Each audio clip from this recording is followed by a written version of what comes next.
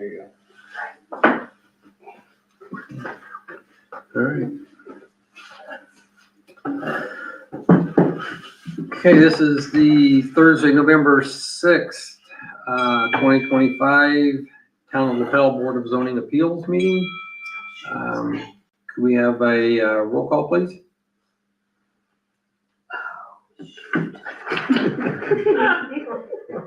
Sorry, Teresa. Dan Plumley, Here. Tim Monroe, Here. Cam Paddock, Here. Andrea Baldwin. Here.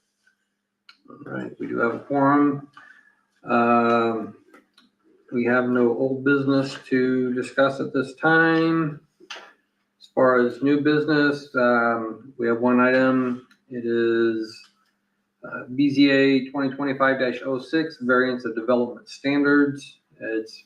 The location is at 25 Conrad Drive, Lapel, Indiana. Applicant name is John Michael Bryant. The variance is a UDO volume 3.2.6.J or I, I'm not sure. J. Approval of variance of development standards to permit a recently constructed shed to encroach on the required 10-foot setback. And Marcellus Johnson has prepared the staff report. So Marcellus, would you like to present what you have, please? Certainly. So, as mentioned, this request is concerning UDO volume 3.2.6.J to allow an encroachment on the required 10-foot setback for a recently constructed garage or shed, excuse me.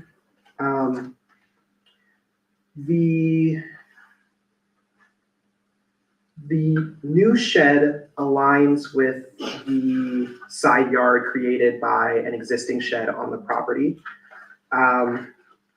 This shed is old and decaying and is planned on being demolished. So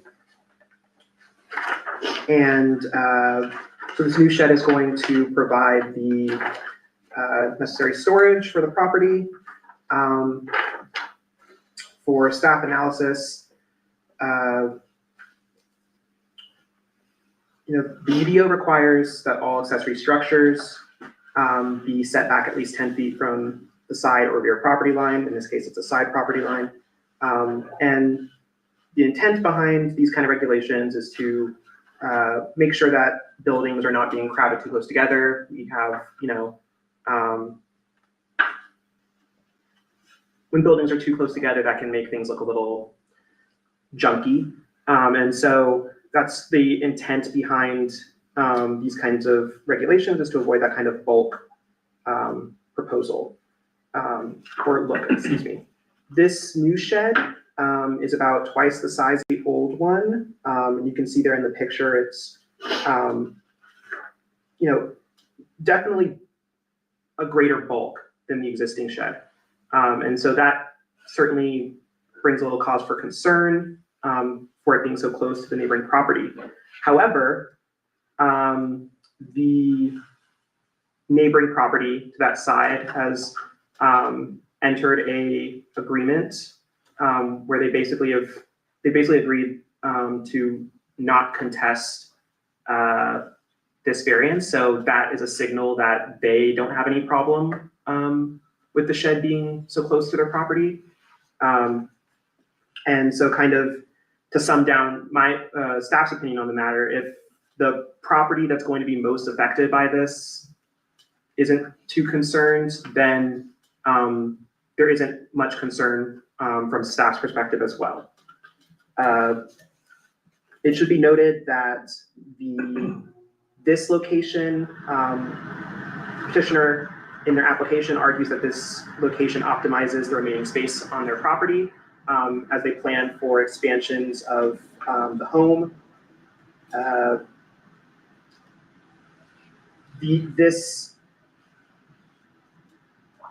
The extra 5 feet provided by the current location, as opposed to the setback, in staff's opinion,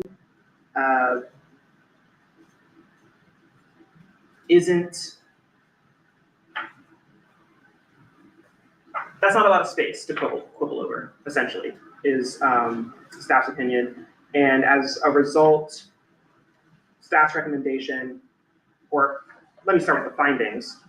The findings on this, the new shed, or this approval will not be injurious to public health, safety, morals, and general welfare of the community because this new shed is in a better condition and of higher quality than the existing shed.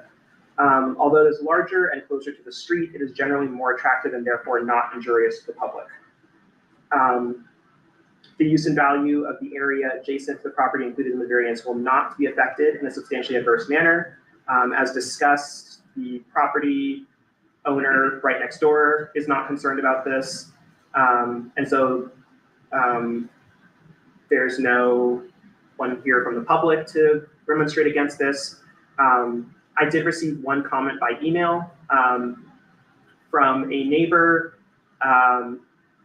who said, basically was in support of granting the variance. She said that in her mind, it would be ridiculous for us to require, for the town to require the shed to be moved in order to comply with the ordinance.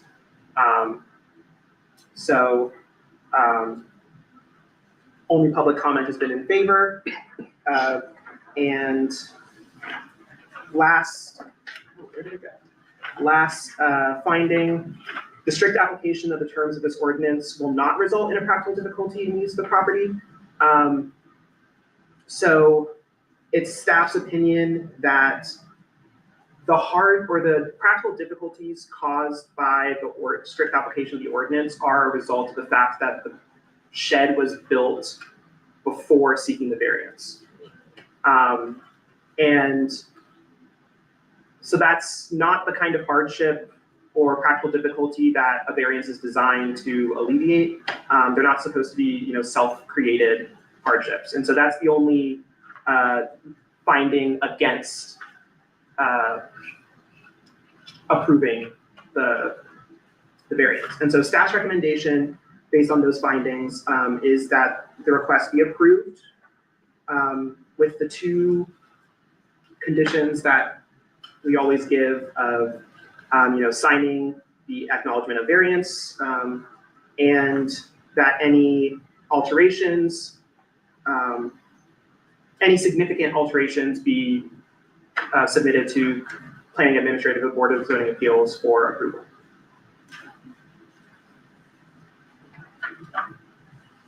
All right, any questions for Marcellus from the board?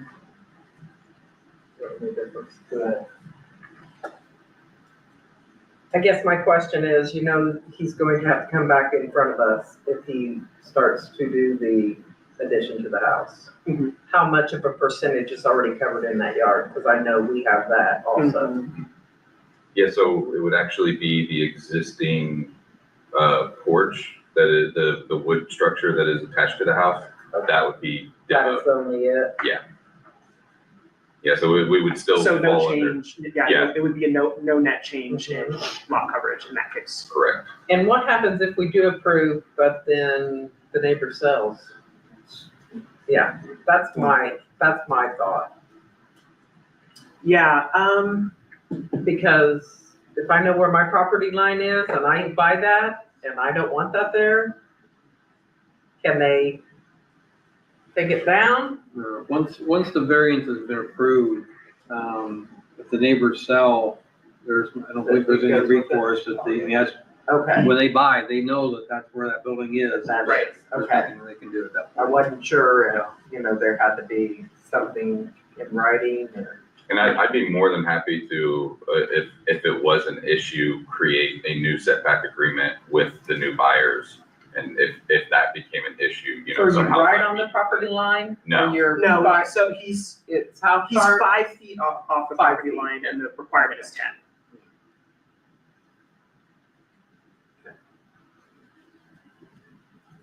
So how do we get here if it's already built? I How do am we not just sure get- about that. Yeah. That's, Permit required to build it? that's a question I had because a permit is required. Okay. Um, It was granted. and there is a permit on file. I don't know if the building inspector didn't notice before he granted the permit, or how that, Did all that Mix-up information happened? go into it at the time of the permit? Yes. Then it shouldn't have been granted. Yeah, all of the paperwork that you have received that's at the end of the aerial shots of Google Earth were submitted with the original permit. So basically the reason that we're here now for this is because it wasn't caught up front. You know, it should have been before the permit. It was built before, he started building it before the permit was approved. Okay, So but initially, the plans that were submitted for the fence and the concrete included the plans for the shed. Was that on the Yes, picture? yes. Yeah, so the actual Google Earth that has the red lines on it is what was submitted for the fence and the concrete pad outlining the future plans with the shed. I guess I'm concerned, just because I have always seen that you had to hand draw or turn something in, never like this. That's what they made me do. So that's why I'm asking. I mean, I didn't know this is how they would approve that, because we actually had to show more detail.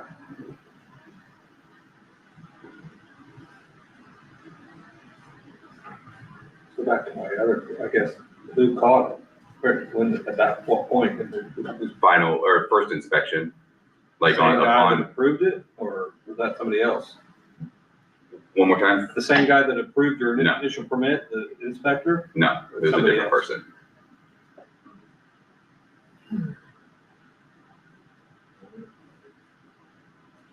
so the initial application or permit, was it for the fence or for the fence and the building? Fence, well, so my initial thought was it was for fence, concrete, and the shed. Then I was told I had to get separate for fence, concrete, and shed. Then I was told I didn't have to get a separate one for the the concrete and the fence, that could be under one. And then I was informed that I needed to get one for the shed after I'd already started building it on the concrete pad. Because that's what the initial design for the concrete pad was for, Right. was for the shed. And I think from what I'm hearing is that the initial permit, either it wasn't fully understood by the town what it was for, or they didn't think that maybe they didn't think the building was part of it. I don't know, I've not talked to that person. But at this point, it's very impractical to have you move that building.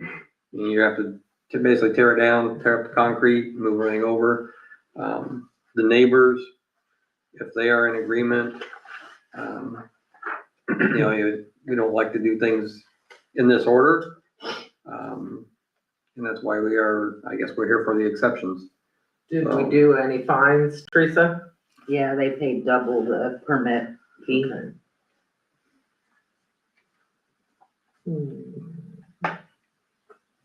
Just for the shed. Yeah. For the shed.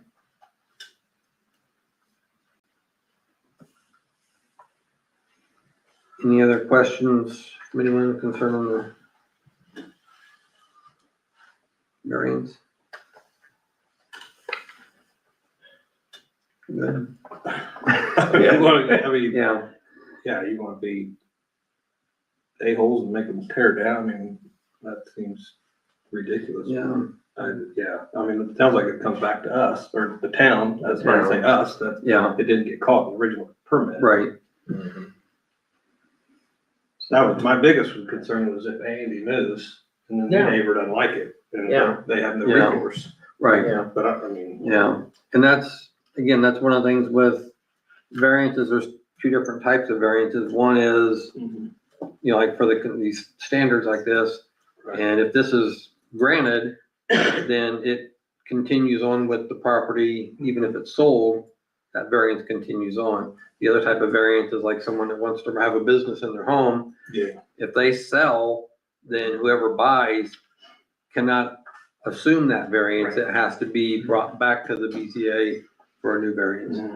So this one continues on with the property, and anyone who purchases the property next to it just has to know, and they can question, but that variance is there for this property, until the building is no longer there. Right. So, And I'll say, given just in the last couple of months, we've received many variance requests for garages being built in, it seems that the setbacks required in the code do not necessarily, are larger than what's already built in town. mhm. Yeah. And so a person moving into town basically anywhere is gonna have a garage that's 5 feet off their property line, most likely. 20 feet taller than the house. Ask me, I know. Okay. If there are no other questions, is there anyone, I know there's no one else from the public here to demonstrate against this. So at this point, I would look for a motion to either approve with conditions, deny, or continue this variance request.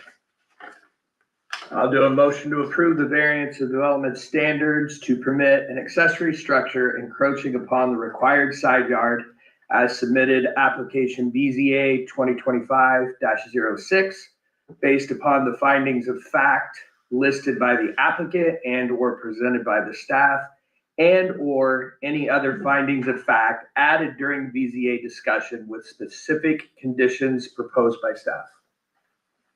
Good enough. Yes, it is. We have a motion by Dan, A second. have a second by Andrea. Roll call? Dan Plumley, Yes. Tim Monroe, Yes. Cam Paddock, Yes. Andrea Baldwin. Yes. Variance is approved. We will get the paperwork that needs to be signed, and you'll be able to pick that up at the town hall the next, probably within a week. So that should all be taken care of. We have no other new business. We do have a other business. I believe everyone received the calendar for the meetings with the filing dates for the BZA. If everyone here, has everyone here had a chance to review that? Okay. I would ask for any motion to approve that meeting calendar, or the schedule of the filing dates as presented. Make a motion to approve 2026 meeting calendar as presented by staff. Do I have a second? A second. We have a motion by Kim to accept the meeting schedule, seconded by Dan. Roll call? Dan Plumley, Yes. Tim Monroe, Yes. Cam Paddock, Yes. Andrea Baldwin. Yes. I think that is all of the Will you be here, Tim? other Or are business. you retiring? Next item on the agenda is announcements. I do have a letter here, Teresa, for you to give to, you can open to the council. I will continue on this board through the end of the year. I went back and looked, I couldn't remember how long I've been on the BZA. But I actually retired from my job, this past summer, and, wanting to have, this doesn't take a lot of time, but when I was on town council, I was committed to making the meetings, and I know I've missed a couple of the BZA meetings that I just overlooked them. But I want to be able to have the freedom to travel, go to grandkids' activities. I've been on this board based on my emails, for 10 years. I didn't realize it had been that long. And I feel it's time to step aside and let someone else come in and serve on this position. So it's been good serving with all of you, and I will be here for the December meeting, Yeah, if there is one, which I imagine there will be. Thank you, Ken. I just wondered, I knew I heard stuff. So that is the other announcement. Again, I gave the letter to Teresa to send to the town council so they can find a replacement. Anyone else, anything for tonight? If not, take a motion to adjourn. Make a motion to adjourn. Andrea made the motion, Second. Dan second. All in favor? Aye. You want this left? So you gotta take it down.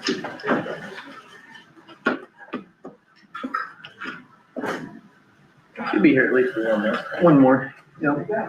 Yeah. Then you're free. Yeah. Well, that's Congratulations.